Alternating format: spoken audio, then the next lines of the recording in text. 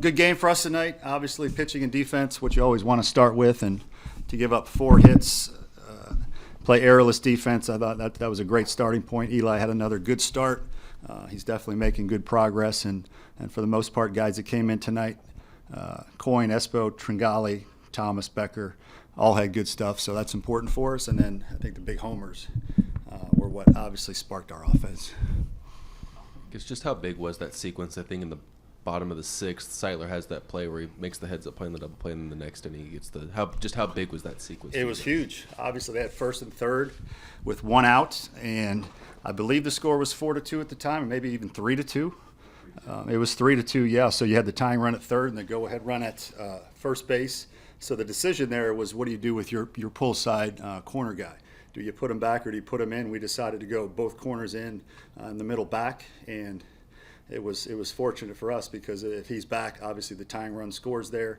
The go-ahead run gets to second base, and you probably get 1 out. As it turned out, he was in, and we got 2 outs out of it. So clearly one of the keys of the game.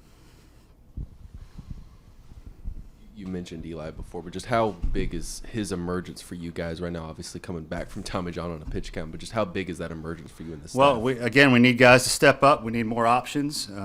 Using Becker now as a swing man is something that we have to do by necessity.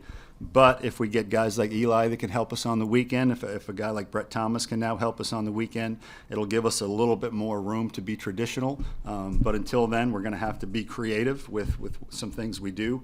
But Eli can be obviously a huge piece for us because that's now, I think, almost 5 innings. His last 5 innings, he hasn't given up a run. So good stuff, 92, 93, throws strikes, which is obviously at a premium right now for us. So he's going to be a nice piece for us.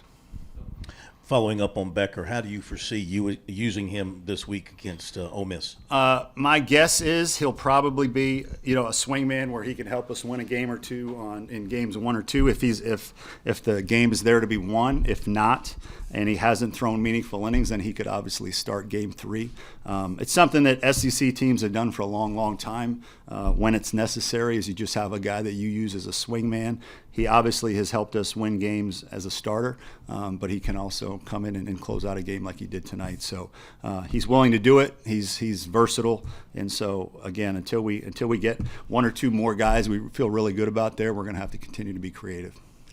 You anticipate Brant being back for, I guess? Yeah, he was just sick today. He was thrown up all night. That was just merely he couldn't get out of bed from a sickness. So it's nice that we were able to scratch out a win without him there. And obviously Kevin had to DH. Kevin's dealing with a little bit of an arm injury right now. That's why he DH'd and Lee Croy played third. And I thought Lee Croy did a really nice job tonight. So nothing's easy for us. Nothing's smooth. We just have to keep plugging. I guess if Becker does end up not starting on that Saturday, just who are some guys that you might look to there to potentially do that? Is Aiden an option there as well? Everybody's an option. Eli probably will not be an option because of his 5-day protocol. And again, it's just the unlucky part of this week is that we play on Tuesday and it's a Thursday, Friday, Saturday. So the 5-day protocol for his rehab will not allow him to pitch on the weekend now. If it were a Friday, Saturday, Sunday, he could pitch on Sunday, but just not meant to be right now. So we'll probably continue to have to look at that and see, do we want to move him to the weekend exclusively, but we just don't have the luxury right now of just taking Tuesday games for granted, and so we're just having to make decisions game by game.